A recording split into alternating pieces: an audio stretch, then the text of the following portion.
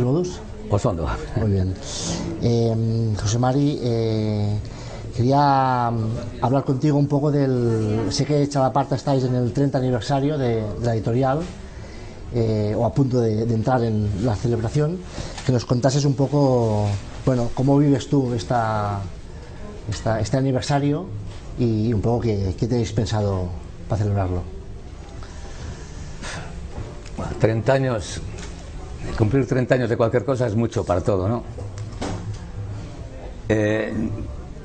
Yo suelo recordar los orígenes de la editorial, porque yo provengo del movimiento obrero y yo no había tenido más relación con el mundo editorial más que en tiempo de Franco el empleo de las vietnamitas y luego las rotativas que usábamos pues para decir viva la lucha obrera, abajo el franquismo y viva la revolución social, ¿no? Y de aquellas primeras vietnamitas fuimos tomando conciencia de la importancia de la edición. Y yo, por ejemplo, que no escribía ni cartas de amor entonces, pues me fui familiarizando con los adverbios y con la redacción, hasta que, siendo además una cédula obrera como lo que éramos, montamos la primera sociedad cultural, que era una sociedad totalmente obrerista, ¿no? Y empezamos a hablar del tema de la memoria histórica, porque para mí fue un descubrimiento, ¿no? Yo creo que si soy editor, eso lo he dicho muchas veces, fue porque yo hablaba mucho con mis abuelos y me contaban cosas de la guerra de Cuba y de la guerra de África, y yo tomaba notas y decía, pero ¿cómo es posible? Y ya empezaron a contar cosas de la guerra del 36. Entonces me entero yo que era entonces sindicalista, estaban todos en la clandestinidad, y me entero que había habido otros sindicalistas antes que nosotros que los habían fusilado en mi propio pueblo, en una población de 4.000 habitantes, que habían fusilado a 40 personas. Y bueno, todo aquello me impactó de tal manera que empezamos a recoger todo aquello y a publicarlo. Y aquello tuvo forma en concreta, primero en unos panfletos, luego en una revista, luego en unos libros, y luego acabó en la elaboración de un libro enorme que se tituló Navarra 1936, donde ya recogimos todo lo que había acontecido en Navarra, pero yo seguía siendo un obrero de una fábrica, ¿no? Tuvo tal éxito el libro que nos animaron a organizar la editorial Chalaparta. Y entonces dejé la fábrica, ya digo, hace 30 años, montamos la editorial, pero es curioso que yo siempre he tenido la conciencia. Hoy día hemos publicado más de 1000 títulos, hemos tocado todos los géneros, desde grandes enciclopedias hasta libro infantil, ensayo, literatura, ciencias sociales, de todo. Pero siempre he tenido conciencia de que yo seguía haciendo aquellos panfletos que hacía en la fábrica. Tengo la misma sensación y por eso reivindico el papel del panfleto. Y el panfleto puede ser un extraordinario libro de literatura y una novela, ¿no? Entonces, lo único que hemos hecho es mejorar. De aquella vietnamita, pues hemos mejorado a otras formas de edición. Pero yo creo que 30 años después seguimos con la misma filosofía. Hace falta la vietnamita, todo desarrollada que sea, teniendo en cuenta que desgraciadamente el mundo del libro nos movemos en un producto del siglo XVI, del siglo XVI, que nos están superando otra serie de tecnologías y de formas de comunicación que están poniendo en peligro no tanto el libro, sino la costumbre de leer.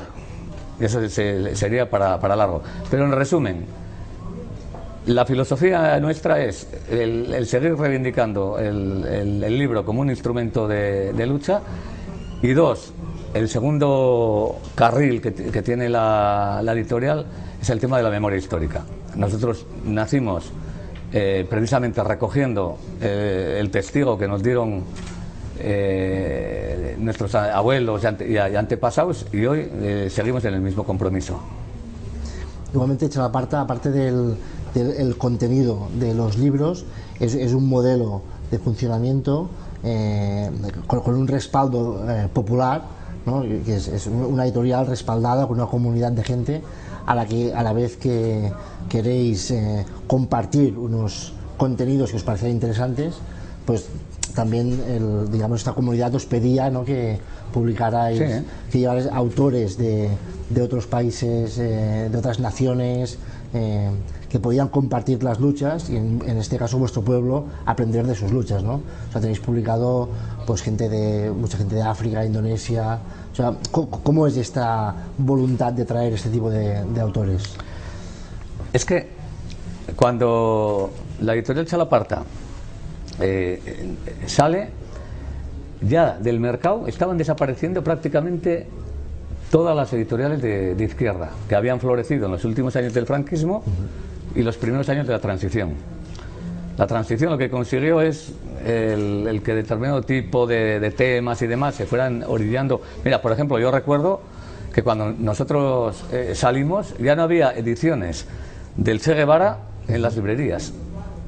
Nosotros cogimos todos los libros del Che Guevara y de otros clásicos de la izquierda, porque ya aquellas antiguas editoriales, llámese el Ruedo Ibérico, Cero, CIS y un montón que surgieron en el ambiente convulso y tan rico de la transición, pues habían desaparecido. Entonces nosotros empezamos otra vez a editar libros comprometidos y políticamente incorrectos. De aquello, y encima, claro, ¿dónde estamos editando? Pues fíjate, en los años 80 y en el País Vasco, con toda la presión que había, con todas las formas de lucha trágicas, y había un enfrentamiento brutal. Y claro, y a nosotros nos correspondía no dar la versión oficial y políticamente correcta, sino decir, no, aquí hay otra cara de la moneda. Y el enseñar la otra cara de la moneda pues suponía boicot, nos supuso multas, nos supuso acosos, nos supuso marginación. ¿Cómo le dimos la vuelta a esto? Pues en cuanto vimos el zarco que teníamos, queríamos salir de la marginación, y entonces fuimos a la gente, siempre con el mismo espíritu que teníamos cuando estábamos en la fábrica, ¿no? ¿Qué hacíamos en la fábrica cuando había que hacer algo? Se daba 4 palmadas, oye, asamblea, oye, hace falta esto, ¿cómo lo solucionamos? Y entre todos adelante, ¿no? Pues vinimos a hacer lo mismo. Nosotros dijimos, a ver, ¿queréis que haya aquí una editorial de izquierdas comprometida, que se parta la cara por un montón de causas que no tienen los altavoces normales? Llámese la lucha de los vascos, la lucha de los kurdos, la lucha de Palestina, la lucha de las mujeres, la lucha de los negros, la lucha... Y cogimos todas las banderas, que algunas estaban incipientes, la batalla de la ecología, del feminismo, entonces era no tenían el clamor que tienen ahora, ¿no? Y entonces inventamos el Club de Lectores y dijimos, oye, el que quiera, si queremos este pueblo tener una editorial de estas características, pues vamos a hacer un club de lectores en la cual buscamos una forma de suscripción, de apoyo y demás, que de alguna manera nos compensó. Cuando el Corte Inglés prohibió que todos los libros de Chalaparta no entrasen de ninguna manera, bueno, pues lo ganábamos como en el judo, ¿no? La fuerza del enemigo la empleábamos en nuestro beneficio. Y conseguimos miles de suscriptores que nos apoyaron y ahí estamos. Hoy es el día que hemos editado más de 1000 títulos, que está muy bien para una editorial mediana. Hemos publicado grandes enciclopedias con el tema de la memoria del 36, con el tema de la lucha social vasca desde el año 50 hasta la actualidad, o sea, hasta libros de divulgación de pequeño tamaño, ¿no? De bolsillo y demás. Eso nos ha obligado a hacer, contestando a tu pregunta, ¿no? Eso nos ha obligado a hacer un esfuerzo grande de cara a que la editorial sea un paso, un puente de transmisión, por una parte, de los vascos. Nuestra vocación vasca siempre ha estado ahí, y por eso nuestro compromiso con todas las luchas que se han llevado todos estos años, a pesar de todo el costo que hemos tenido, y riesgos enormes, y grandes multas que hemos pagado, que algún día se contarán. Pero al mismo tiempo queríamos que sea ese mismo puente de recogida de todas las luchas riquísimas que se estaban dando en el mundo en estos últimos 30 años y que se habían dado anteriormente. Y nosotros desde el primer momento pues recogimos los grandes clásicos de la historia, desde la Comuna de París hasta los últimos textos de Chomsky, ¿no? Y al mismo tiempo no hacer diferencia entre lo que es el ensayo político y la literatura. Una buena literatura puede servir a la causa de los pobres del mundo tanto más que cualquier sesudo libro de ensayo, ¿no? Y por eso pues nos fijamos en autores del tercer mundo. Fuimos los primeros que publicamos algunos autores que luego se han ido haciendo famosos, ¿no? De África, de Asia, de Latinoamérica tenemos cantidad, y ha sido riquísimo afianzarnos como vascos, sintiéndonos parte de un universo mucho más rico, que además, precisamente por nuestra particularidad, ayudábamos a hacerlo más diverso y más rico. Pues yo creo que ha sido una de las experiencias más bonitas de la editorial. Entonces, todo lo que sea pequeño, particular, contracorriente, y que se oponga a ese enorme sopa de pescado. Digo lo de la sopa de pescado porque me acuerdo una vez a un gran editor norteamericano, Schifrin, ya murió, creador de grandes colecciones y un hombre de izquierdas además. En una charla le oí decir, hablando de la importancia de la bibliodiversidad y la diversidad en general, dijo un adagio, creo que era polaco, que dijo: de una pecera llena de peces de colores es fácil hacer una sopa de pescado, pero es muy difícil hacerlo al revés. ¿Entiendes? Entonces nosotros estamos intentando proteger esa diversidad cultural, primero como vascos, lógicamente porque es la trinchera que nos toca resistir, y luego intentando que todos los peces de colores que hay en el mundo pues tengan un reflejo en nuestro catálogo, en definitiva, ¿no? Antes decías que nacisteis en un momento en que muchos editoriales llegaban a su fin, y ahora cumplís 30 años, y lo hablamos en el marco de la Feria Literal, donde hemos podido estar 60 editoriales de pensamiento crítico, ¿no?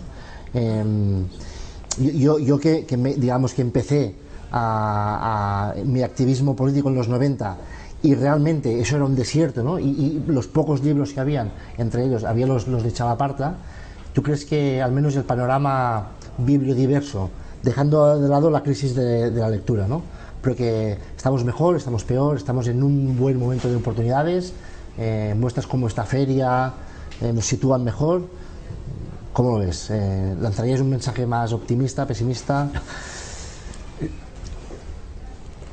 Yo lanzaría un mensaje realista.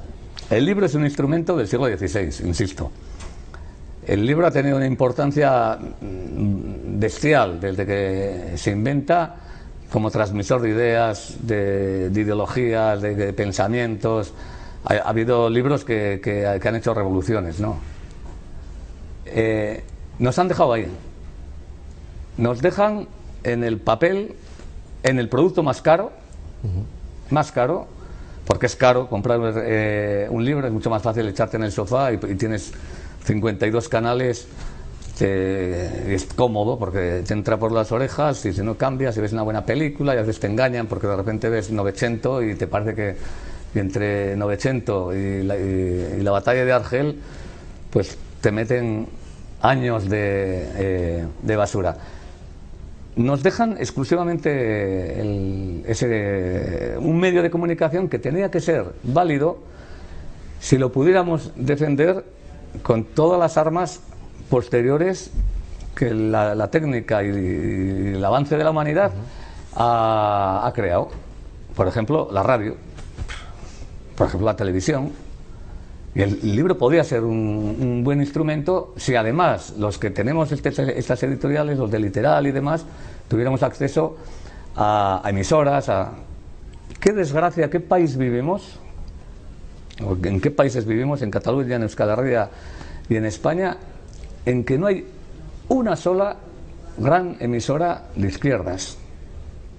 que alguien se pueda identificar una emisora anarquista o comunista o realmente alternativa, ¿no? Tú coges el dial de la radio y pasas de Radio María a la COPE, a no sé qué, a no sé cuánto, y puedes escuchar 32 canales y tú dices, bueno, ¿dónde coloco yo mi ideología? ¿Dónde coloco mi ideología? No te digo nada en la televisión, ¿entiendes? Entonces, ¿qué pasa? Que esto es una trinchera que pues llena de romanticismo, que la tenemos que hacer, pero es que estamos con tirachinas y ellos están con drones. Entonces el problema es el futuro del libro. Nos lo dejan porque es una cosa marginal y encima ya se han encargado de que las nuevas generaciones y demás no tengan ningún tipo de tendencia ni vocación hacia la lectura, ya los van atontando con los videojuegos. Y entonces si me dices cuál es mi opinión, pues ya te digo, yo me lo paso muy bien en una feria como esta, pero la partida la está ganando el sistema. Y como no busquemos formas de revertir esto, pues va a ser muy difícil. Vamos hacia el hombre unidimensional y dirigido que hablamos ya y denunciábamos ya en los años 60, ¿no? Volviendo un momento al tema de la memoria que has contado, tu último libro, que es Nuestro pueblo despertará, donde haces un repaso a la vida de David Jaime, y para ligarlo con la actualidad, si quieres explicar un poco el libro, pero te quería preguntar, ¿vuestro pueblo ha despertado? O sea, esta última frase, no creo que es la última frase de una de las cartas que él envía antes de morir, ha despertado el pueblo euskaldun, el pueblo vasco, el pueblo navarro, vasco-navarro. Mira, la semana pasada un juez de Madrid tomó la decisión de declarar ilegal la captación de 4 canales de la televisión vasca que se veían en Navarra. Creo que pasó algo similar en Valencia con respecto a, Sí. a los canales de Cataluña. Estaban emitiendo en la misma situación que han emitido y siguen emitiendo montones de emisoras. Mientras no molestan a otras, puedes emitir, ¿no? Bueno, por supuesto, una decisión política en un momento en que tanto el gobierno vasco como el gobierno de Navarra están totalmente de acuerdo en que se pueda ver. Eran las emisoras que más se veían y con todo el descaro del mundo, desde Madrid, o sea, lo han apagado. Ha habido reacciones, pero yo digo, o sea, es algo que es tan humillante para un pueblo, o sea, porque es llamar imbéciles a la gente, o sea, o sea, en Logroño se pueden ver esos 4 canales, se pueden ver en Burgos, se puede ver en Cantabria, pero no se pueden ver en Navarra. El único canal en euskera que se podían ver en Navarra lo han pagado. O sea, no es solo los ataques, el ataque lingüístico que supone, pero supone una humillación a cualquier persona que quiere ver un partido de pelota y ya no lo puede ver. Y sin embargo puede captar la Telemadrid y puede captar las emisoras de Francia, y sin embargo no ha habido una revolución. Yo, en otra época, en el siglo XIX, cuando quisieron tocar un poco de los fueros, salió todo el pueblo a la calle y hubo partidas armadas por los montes, ¿no? O sea, yo creo que hay una situación de doma, pero general, a los vascos, a los catalanes, no te digo nada del pueblo español, que es el pueblo más oprimido de todos. O sea, viven en el lugar más corrupto del mundo. Llevamos 2 años que no vemos por la televisión más que lo que roban, y los que roban van a ganar las elecciones. ¿Pero qué coño hacemos? Quiero decir que todos los instrumentos de lucha que tenemos, encima los cuestionamos. Porque claro, está todo el mundo diciendo, no hay que emplear la violencia, no hay que emplear esto, no hay que emplear lo otro. Y me da la sensación de que es que nos llevan somos un rebaño que cada vez nos van constreñiendo más y es una máquina de picar carne. Entonces, como la izquierda no seamos capaces de reinventarnos y ver lo que suponen los sistemas electorales, los sistemas de poder, y sobre todo nuestra propia teoría sobre el cambio social y la revolución, o sea, porque yo estoy de acuerdo que hay que experimentar formas pacíficas, hay que intentar buscar grandes mayorías para dar la vuelta y demás. Pero que no pasa nada si mañana sale un Che Guevara y nos pone a todos en otra onda. Lo que no podemos hacer es a priori negar posibilidades, ¿no? Y todo el mundo tragamos con todo lo que nos imponen.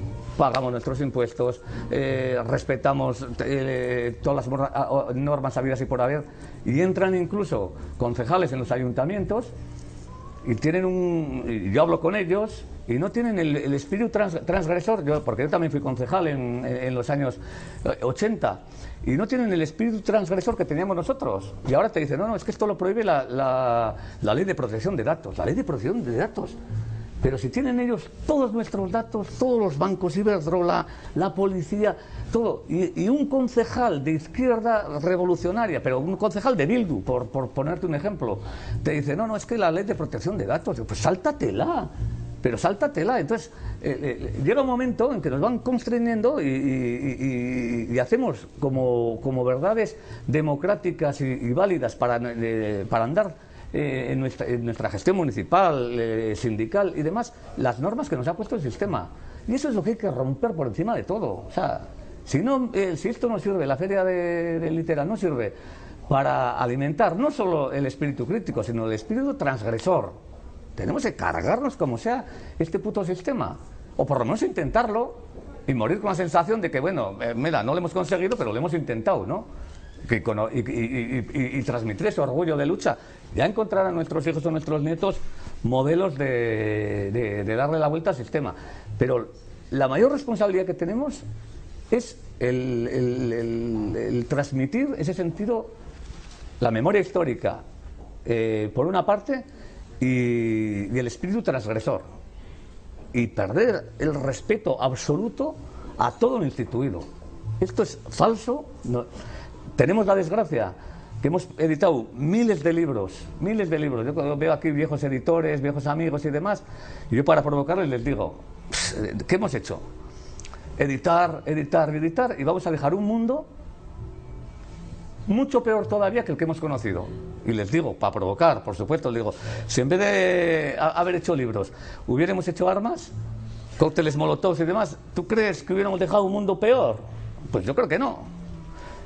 Pero lo bonito es por lo menos que nos lo planteemos, ¿entiendes? Que igual estamos errando en el camino y estamos haciendo lo que te decía al principio, intentando cambiar el mundo con un instrumento como es el libro del siglo XVI, ¿no? Pues, en fin, me caliento con el tema, me perdonaréis. Vale, no, una última pregunta que te quería hacer era, el otro día estuvo bueno, creo que aún está por aquí, Raúl Celic, que es un autor que habéis publicado, El amigo armado, y él estaba con un grupo de alemanes que discutían sobre política catalana, española y tal, y él decía, hay que apoyar el llamado proceso catalán, porque incluso desde la izquierda española, porque es ahora mismo la única forma de romper el candado del 78, ¿no? Entonces, sé que es un tema muy largo, pero como una síntesis, ¿no? de cómo veis desde Euskal Herria pues la lucha que estamos llevando ahora aquí algunas gentes de los catalanes. Vuelvo a la metáfora de los peces de colores y la sopa de pescado. O sea, el experimento español ya lo hemos experimentado durante 500 años.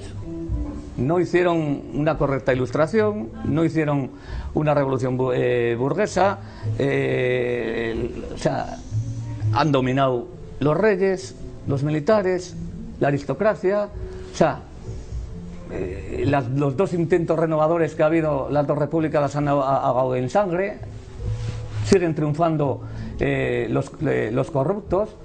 Es que para mí es una obligación ética el intentar cualquier otra forma de cambiar esas normas de juego. Publicamos un libro nosotros muy interesante, además era catalán, Molins. Se lo recomiendo a cualquiera. Él es un filósofo de la ciencia, sus padres eran del PON, además. Y el tío, ya hace bastantes años, le preguntaron sobre la cuestión de las nacionalidades, y el tío se declaró nacionalista de 400 nacionalidades. Dijo, el mundo va comiéndose todo. Desaparecen las ballenas, desaparecen las araucarias, desaparecen cada año lenguas, razas y demás. La diversidad. ¿Por qué? Porque al sistema le interesa. Al sistema no le importa que vengan emigrantes, se vacíe África y demás. Lo que quiere es consumidores y mano de obra. Nosotros tenemos la responsabilidad de que el mundo sea totalmente diverso. Y los estados, tal como están concebidos, además, nacidos todos con guerras coloniales y demás, se empeñan en crear un tipo de sociedad que coarta que naciones, que la diversidad en general, pero no solo la de Cataluña, de todas las nacionalidades, que decía Molins, que deberían tener derecho a tener un sitio en el mundo, y cuanto más diverso mejor. Yo digo yo soy racista, eso voy a decir yo. ¿Por qué? Porque me encanta ir a América y ver a los mapuches, y me encanta ver a los aztecas, y me encanta ver, ojalá que los apaches fuesen, sería mucho más rico que esa batidora que nos han metido, que al final le vamos a acabar todos bebiendo Coca-Cola y demás. No hay que tener ningún problema en eso. Los movimientos migratorios y demás, eso es una derrota de todos, que la gente tenga que venir de otros países. Ojalá, lo que hace falta es el que haya la solidaridad suficiente para que cada cultura, cada lengua, cada nacionalidad crezca, ¿no? Y en el caso de catalán, todavía más, porque es un experimento para mí glorioso. Es la primera vez en la historia de la conformación de las naciones donde hay una vía que no es violenta, encima, es que una vía democrática. ¿Cómo puede haber una persona de izquierdas? A mí que me venga un español pretendidamente de izquierdas, llámese de Podemos o de Izquierda Unida, no, es que tenemos que seguir unidos. ¿Pero unidos para qué? ¿Para qué? Pero si vamos a estar mucho más unidos, pero muchísimo más unidos, basado en otro tipo de relaciones. Yo les digo, pero vamos a ver, no hemos conseguido, con todo lo que hemos peleado, una tercera república para España. Vamos a conseguir una república para 7 millones de habitantes de catalanes, 3 millones de vascos. Hombre, un trozo hemos conseguido al menos. Vamos a crear una sociedad que va a ser más laica que la española, menos aristocrática que la española, menos militar que la española, menos monárquica que la española. ¿Dónde está el problema? ¿Cómo no puedes apoyar eso? Y no, al final te dicen, no, el modelo unitario, porque el modelo unitario responde a ese modelo uniformizador que vivimos en el mundo, que nos trae el panorama horroroso que tenemos. Yo creo que es una obligación de toda persona progresista, de izquierda, revolucionario y demás, apoyar no el proceso de Cataluña, el proceso de todos los pueblos que tiendan a crear algo diferente a lo que está establecido, pero sin ningún tipo de dudas. Pues, José Mari, bueno, dejamos aquí la entrevista con esta doble invitación a la solidaridad internacional también y antes a la desobediencia, ¿no? Entiendo que has invitado a desobedecer las normas establecidas e injustas. Eskerrik asko y nos vemos por la feria y en Tafalla, por supuesto. Dale, mil eskerrenei.